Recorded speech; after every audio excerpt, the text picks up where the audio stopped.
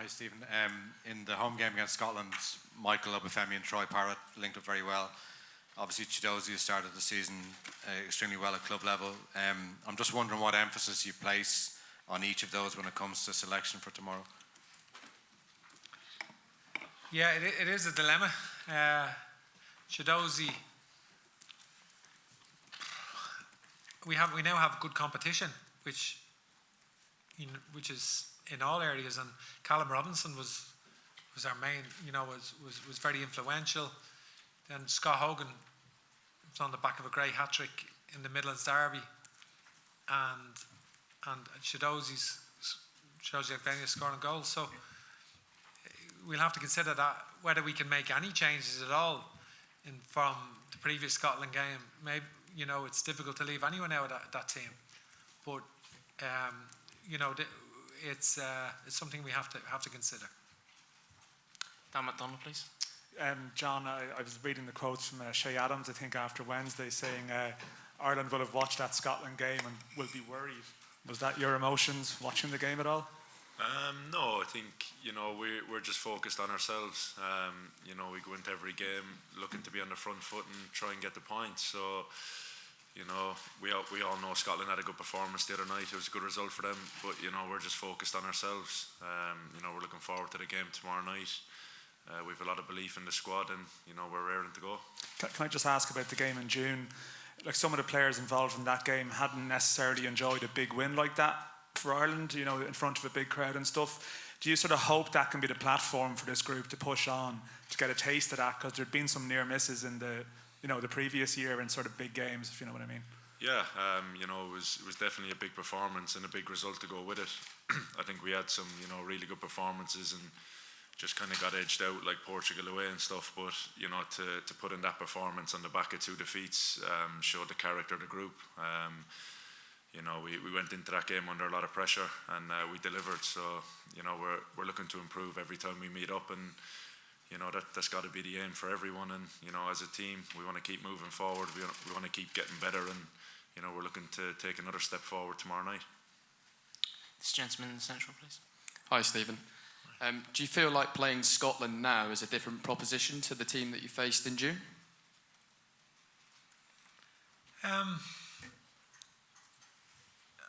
I think it's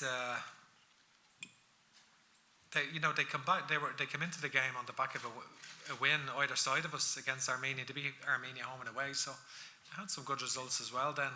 So I don't necessarily think that's the case, to be honest. David Snade, please. Thank you. John, how's it going? I was reading before the Azerbaijan game, you only found out you were captain when you got into the dressing room and saw the captain's armband up in your jersey. Have you had that conversation already, or? No, that's what happens. Every decision, whether you play or captain, is up to the manager, and we just all have to be focused on doing well in training all week to try and get the nod come game day. And just going back to the game in June, in some of the coverage and the fallout in the Scottish press, like, Ireland were described as spectacularly limited, and it was called a disgrace of a performance from them. Does that kind of give you as extra motivation to come here and actually show that you are a serious team? To be honest, that's the first I've heard of it. No, we just focus on trying to play our game. We don't pay attention to much of the media and stuff. We just want to meet up, train really well, prepare for the games, and go out and try to win games of football. Paul O'Hare, please. Paul O'Hare, and then Philip Quinn. John, how are you doing? I'm just wondering about Seamus Coleman and Shane Duffy, obviously 2 stalwarts of the team, but not playing a huge amount this season so far. How have they been around the camp this week? How important can they still be to this team? What sort of mood are they in?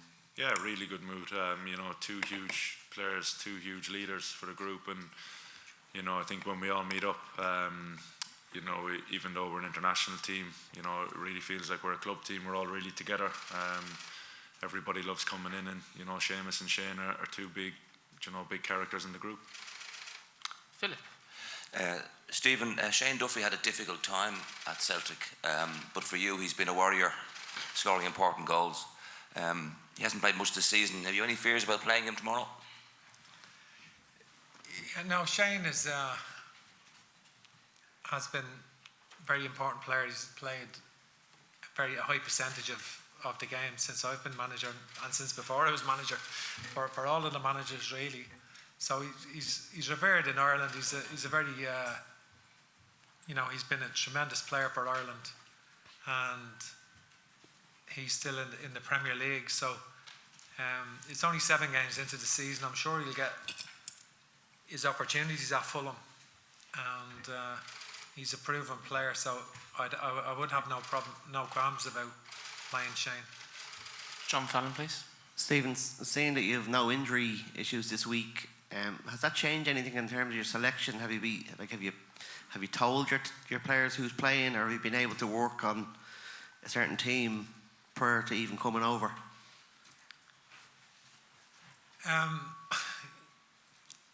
Yeah, but we always train in such a way that,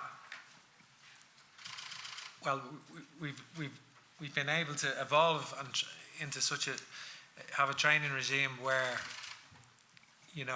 all of the strikers would know their roles. If we 5 strikers for 2 positions, or if we play with 3 up, that they all know their roles, and we have been able to.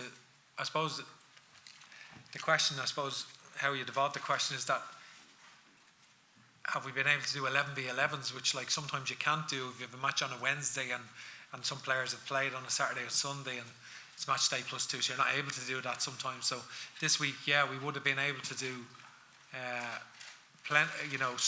had 2 days of been able to do blocks of 11v11 training sessions, which you don't always get an opportunity at international level with the advent of 3-game and in the last window 4-game windows. So that's been a help. Paul Lennon, please. Stephen, you've just alluded to there a few minutes ago, you have to adapt naturally against what the opposition does. Scotland were unbelievably strong in central midfield. Do you have to adapt that area of your team to cope with that? Because obviously they were really outstanding in the second half the other night against Ukraine, naturally enough for a top side themselves. Yeah, and it was the same midfield that they had in Dublin, really. But they're excellent players. All Scotland's players are playing in the Premier League or the Champions League, bar maybe one player or one or 2. But all of their players are more or less playing in the Premier League or the Champions League. So they're a formidable team, Scotland. We highly respect them. Final 2 questions from the gentleman in the middle and the gentleman at the back. I can't actually believe I'm going to ask this, but I'll plod on. We spoke to John Egan this week at the BBC about obviously the Ukraine game, about his goal, but also about the way he seems to effectively use his rear end, for want of a better word, during matches, and it's a bit unorthodox. Is this something you're aware of? You Say it again, sorry. You're going to make me repeat that. Oh, sorry.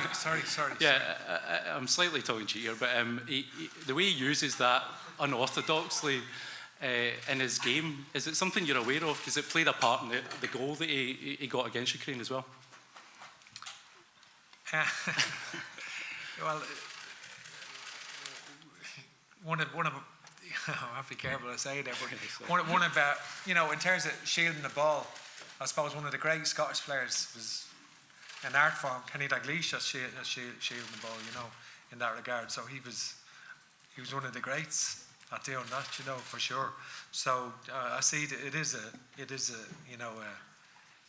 skill in itself, being able to do that and hold people off and get goals, and so no problem at all.